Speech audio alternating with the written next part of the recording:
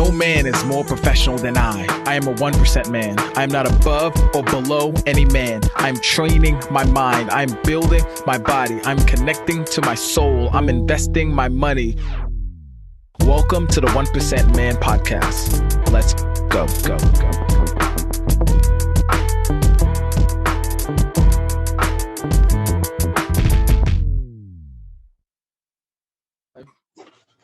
3, 2, 1. I want to welcome you back to the 1% Man Podcast. I have my good friend Matthew Hayes here with me.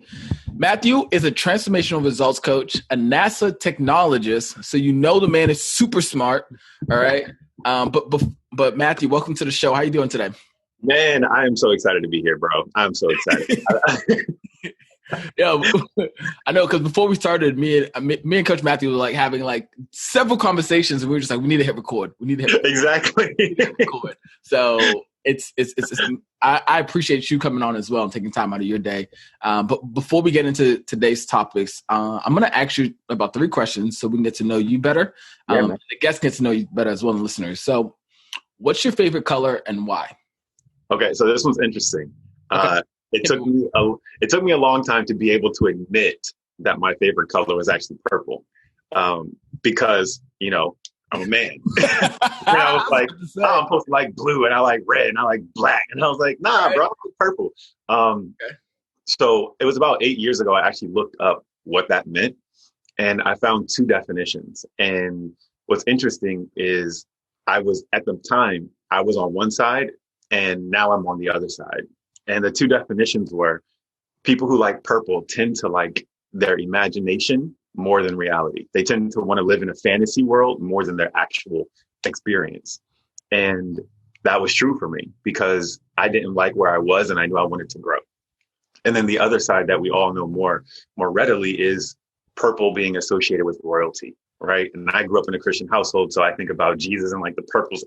And so for me, it was really interesting that purple kind of represented my growth journey from really seeing what I wanted, like in being able to envision it and not being satisfied with my current circumstance, to being able to step into that truth of what I felt I really represented, that divine power.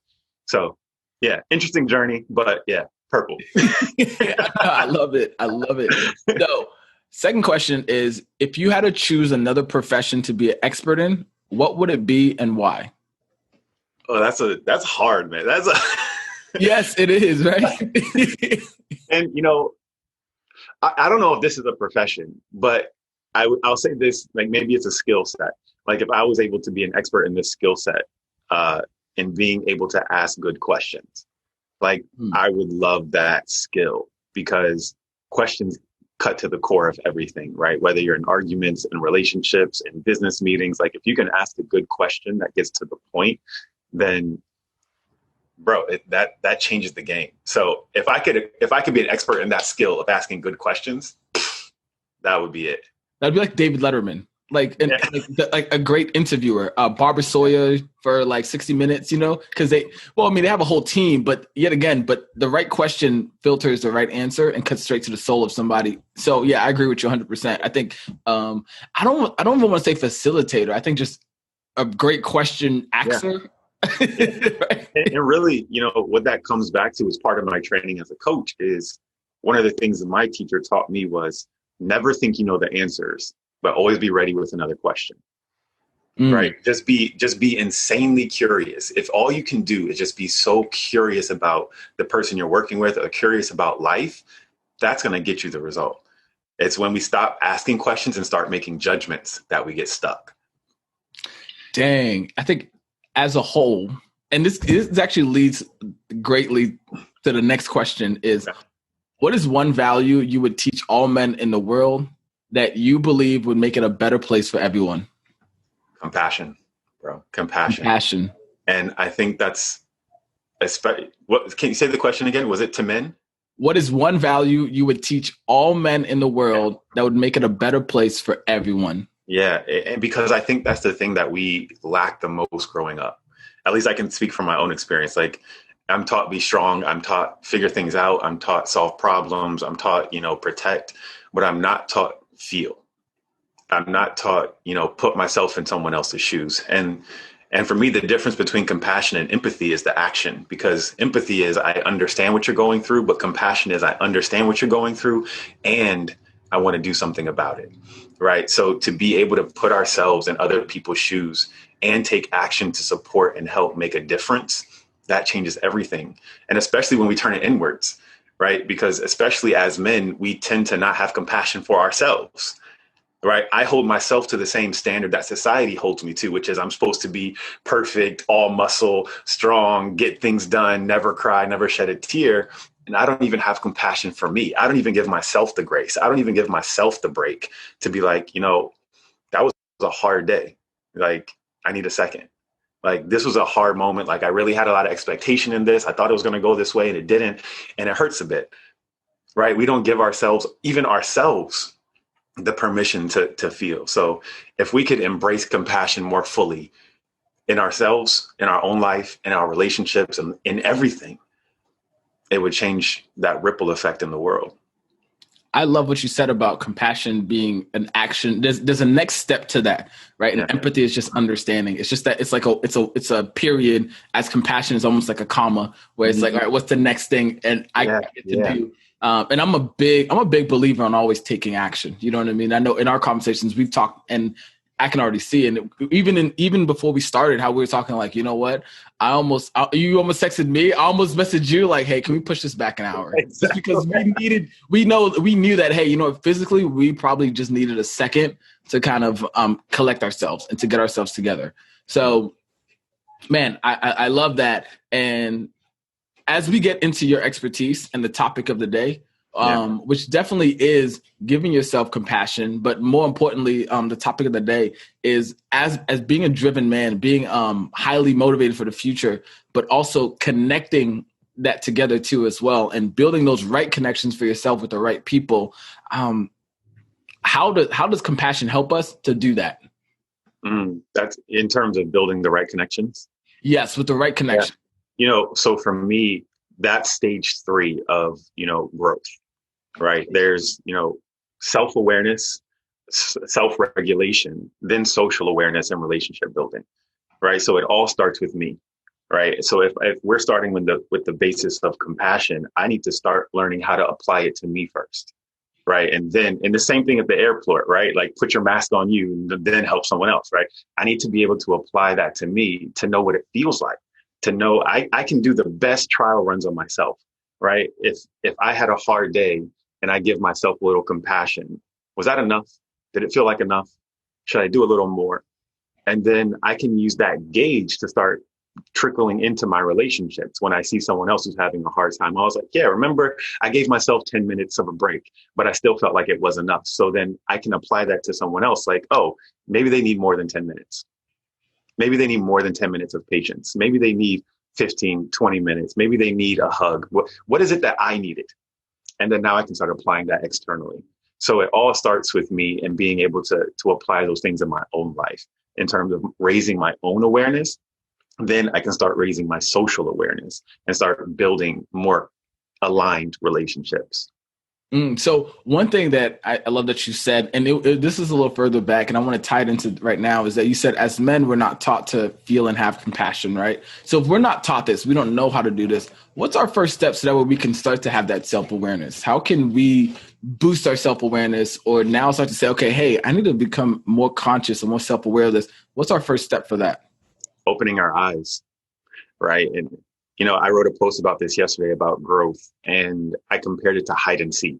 And I told the story of I used to go play hide and seek at my friend Cameron's house when we were growing up.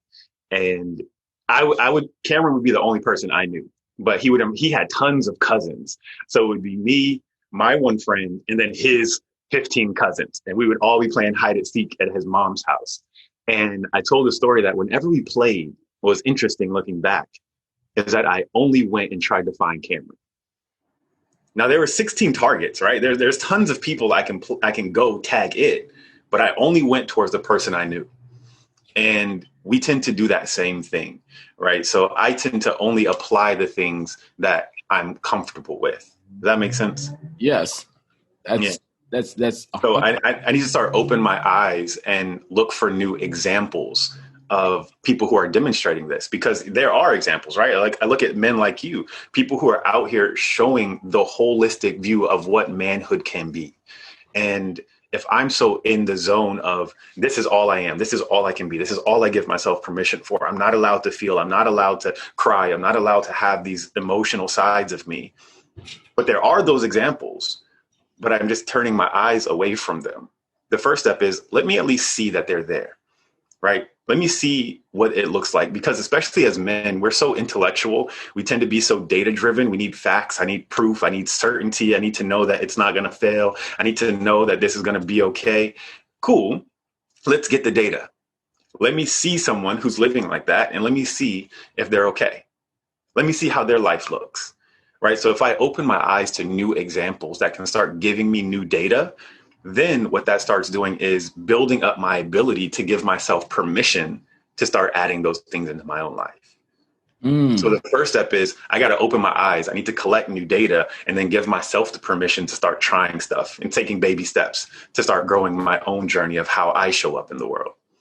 Okay. So first, my eyes are open. Now I'm aware. Now, what's my next step? I'm aware. I'm fully conscious of this. I can start to see that, hey, I need to start giving more compassion out, or better yet, I'm just more aware of my emotions now. And what's my next step as my man? What's the next thing I should do now? Exactly what you just did. Ask questions. Ask questions. Okay. Ask questions, right? Be more curious. Questions that we need to start asking then for ourselves so we can start to understand that. Right. So one of the things that I did in the beginning of my journey was when I was going through my depression and wanting to kill myself was, what's on the other side? Like, what if? I started playing what if games more often. And what I was so used to when I was depressed was, what if everything fails? What if I'm not enough? What if they were right? Like, those are the what ifs I would ask myself. But then what I started transitioning was, what if they were right, but right about the good stuff? What if they were right that I was amazing? What if they were right that I was able to do this? What if they were right that it was okay to express my emotion? What if things do work out? What if I do have a purpose? And I just changed the questions that I ask, because our life is only a result of the questions that we ask, right? No, regardless of what the circumstance is, how we feel and how we experience life is directly tied to the question we ask about it, right? Like when an example is exercise. Like I can give myself the goal of, I want to lose 20 pounds.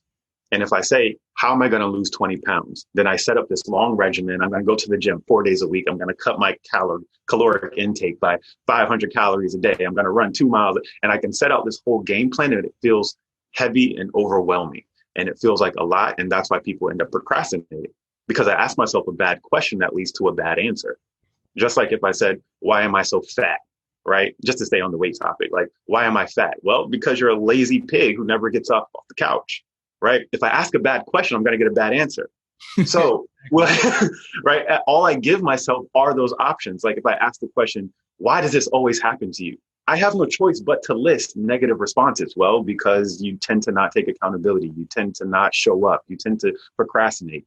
But if I ask a different question of, how can I enjoy, or how can I be more comfortable in my skin, right? Rather than how do I lose 20 pounds? Well, then that can say, well, I want to start implementing better exercise. I want to eat differently. If I ask, how do I want to bring more energy into my life? Oh, well, that might include some of those same things. And maybe it'll say, oh, I want to spend more time connecting with people. I want to spend more time doing these things that really light up my purpose, right? So it's all about the questions that we ask that determine the life that we live. So once I've opened my eyes, I need to start training myself to start asking better questions, because that's all that life really is. I love what you just said. And I want to switch a little bit, and then we're going to just two more topics. Yeah, so I want to transition to right now, the pandemic going on, right? And everyone is kind of locked in and everything's going down. So for you, how are you handling everything that's going down, and any problems have you faced and have you overcome? Yeah, I mean, honestly, it's literally what we just talked about. Like, I've had ups and downs through this whole time, and rather than judge myself or guilt myself or shame myself for that, especially in this role as a coach, right? And that's what makes it even kind of, for me at least, feel a little bit elevated, but we all have leadership roles in our own right? Whether I'm the leader of the house, the leader of the business, leader of the organization, leader of the church, leader of we all have leadership roles. So as men, when we feel that we're in that leadership role, it tends to be even harder to give ourselves grace for compassion, because I feel like I have to hold that mantle up for all the people, quote unquote, depending on me. So what I had to do through this pandemic was I had to let go of my ego that said I need to be that strong man, and I needed to be more curious and give myself more grace, right? So I started asking more questions, right? And throughout this, it was, oh, that's interesting, right? If I had days where I didn't want to get up, it wasn't, you're a loser, you freaking always whatever. It was, oh, well, why'd you do that? Like, oh, that's an interesting choice. Why did we make that choice today? Right. And it's just a lighter way of approaching what our body's telling us, because our body is always giving us a message, right? Our body is always telling us a cue of what's going on inside, but we need to start listening more often. So what I've learned to do over these years is just be more curious with myself. And, I've had moments where I felt myself going into a depressive state.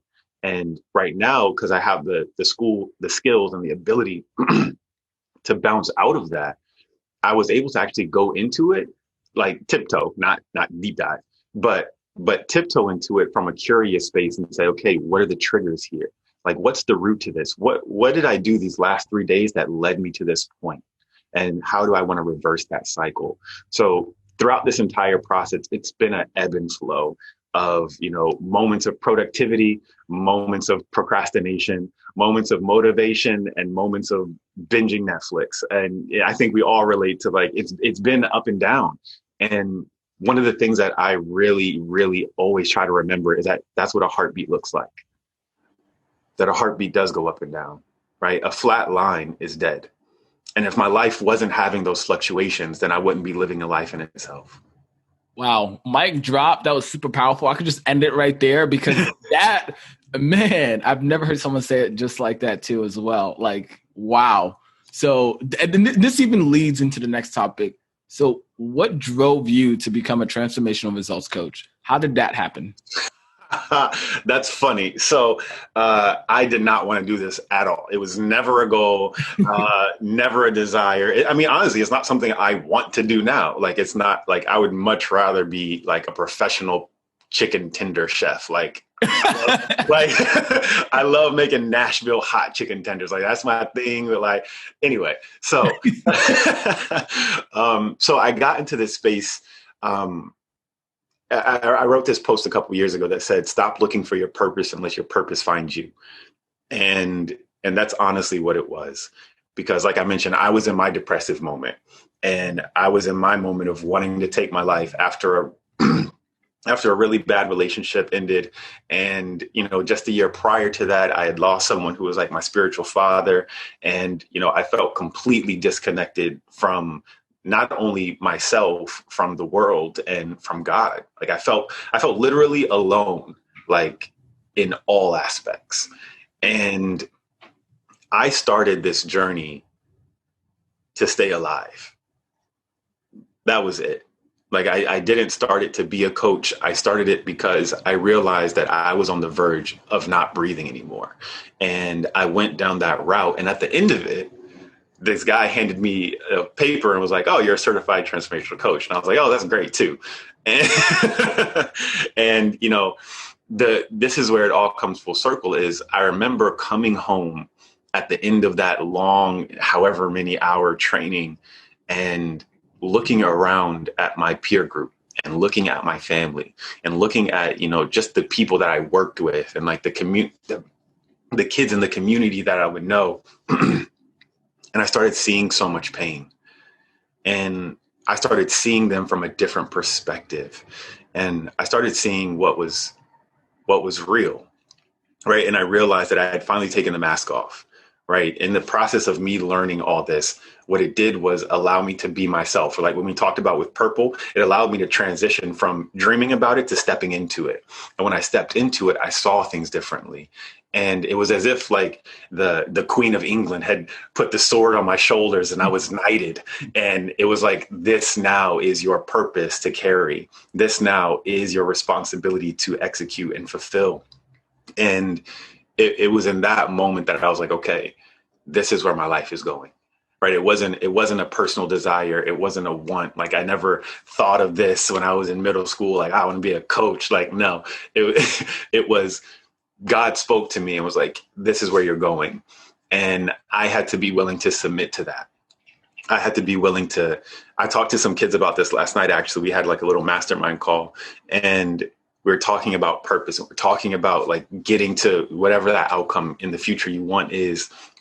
And I said, how many people have heard the term follow your dream? And everyone was like, yeah, of course. Like, I've heard that, follow my dream. And I was like, what does that mean though? It means that there's already a dream in existence. You need to follow it. It's not for you to create. It's not for you to find. It's there calling you. Go follow it. That's what follow means.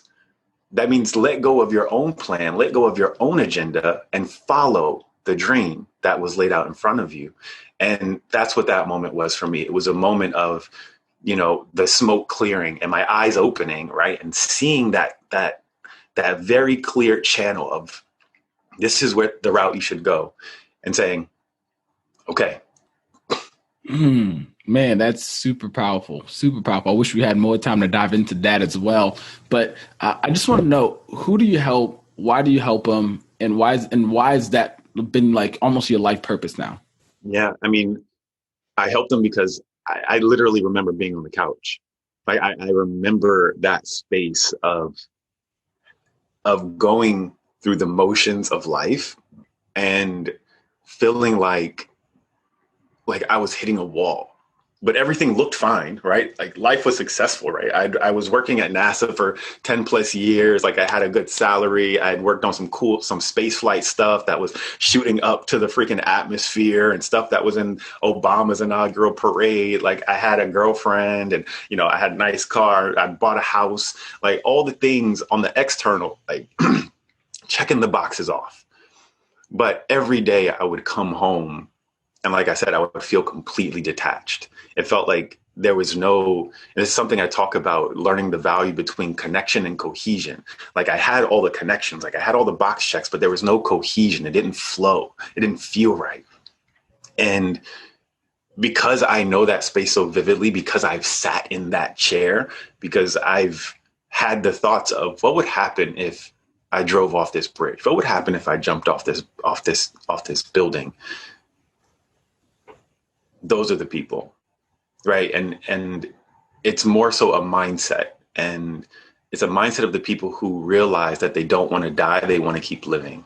And when you make that connection, when you make that click of, I'm not in the space where I want to take my life. I'm in the space where I want to stop hurting, and I want to figure out how to get to that next level. I want to figure out how to be okay, and not just okay, but I want to thrive. Like, I want to really embody and embrace this life that I say I deserve. I'm speaking it. I say it out loud all the time. I talk to people about it, but I don't believe it on the inside. I want to start believing it.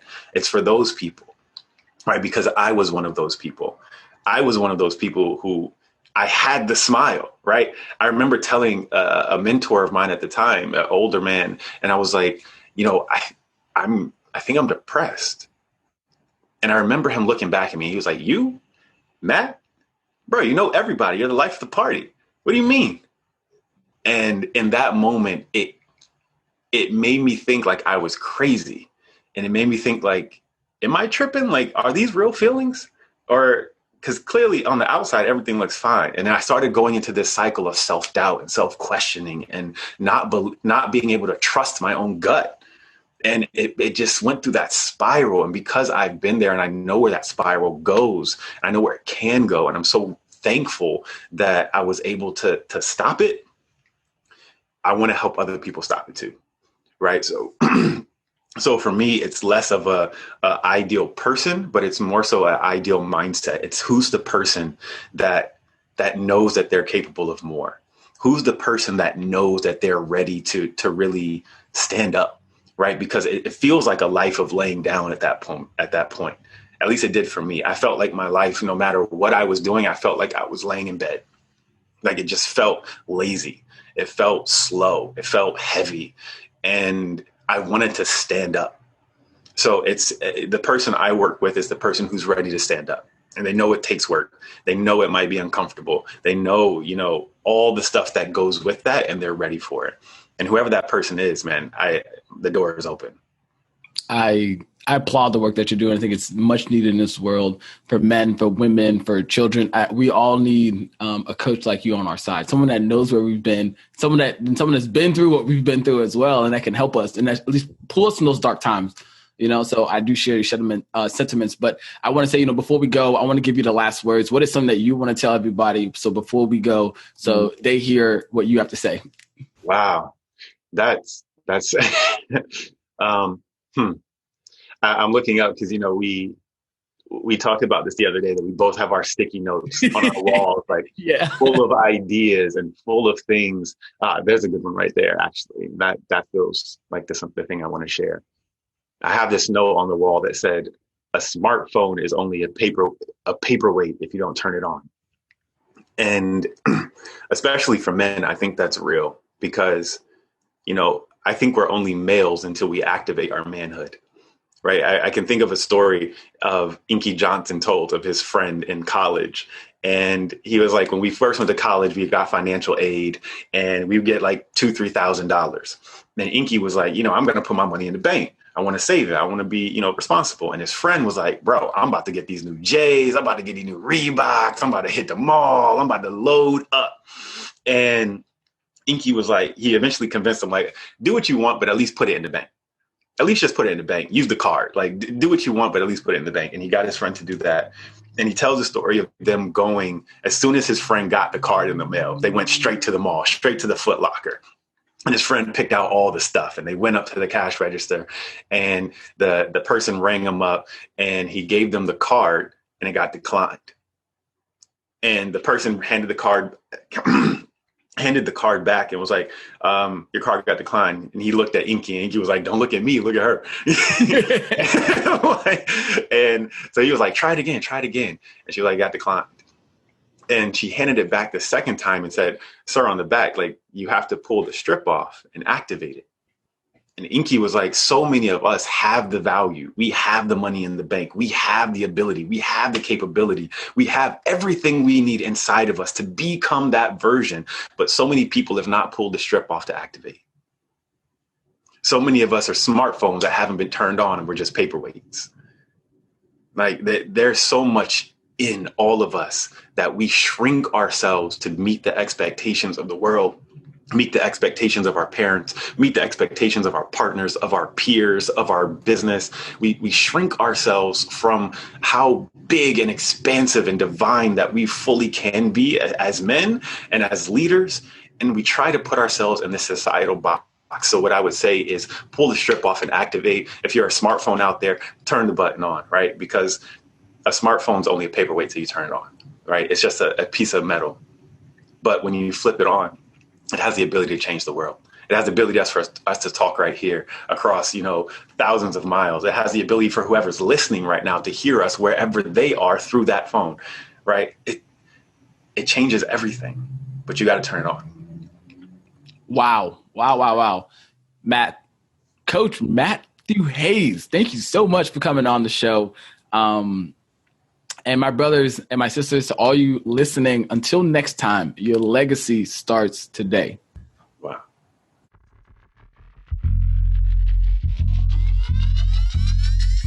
Thank you, my friend, for tuning into today's episode. This means so much to us over here at the 1% Man community. Now, we want to extend a hand of gratitude to you. So I have a free gift for you. All you have to do is go to www.the1percentman.com/podcast gift. This is an exclusive gift for listeners that tune into our podcast. So go over there, get that free gift as well. And now I have two simple acts of you. One, hit that subscribe button and leave us a comment and a 5-star review, because that helps us to see what you love about the podcast, and that helps us to bolster up in the rankings so more people can find us and listen to this pertinent information that we have for men of today's age. Last but not least, I want you to go back and listen to this podcast. Find just one thing that you can implement in your life today so you can move forward. Remember, progress over perfection. And till next time, my friend, your legacy starts today.